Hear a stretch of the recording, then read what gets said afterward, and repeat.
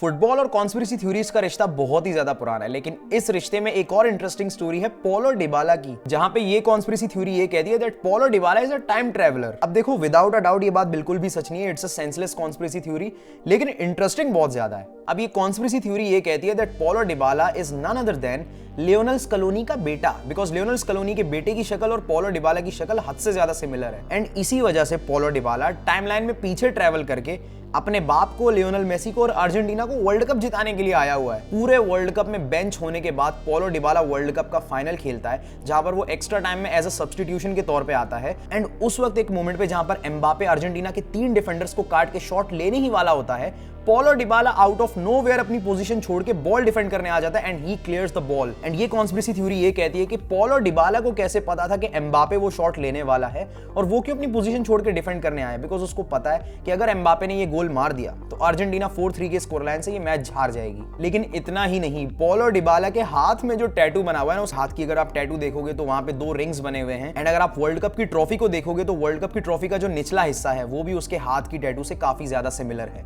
और सिर्फ इतना ही नहीं, उसकी बॉडी में अरेबिक में कुछ लिखा हुआ है। और 2022 का फीफा वर्ल्ड कप जब अर्जेंटीना ने जीता वो किस कंट्री में हुआ था? कतर में।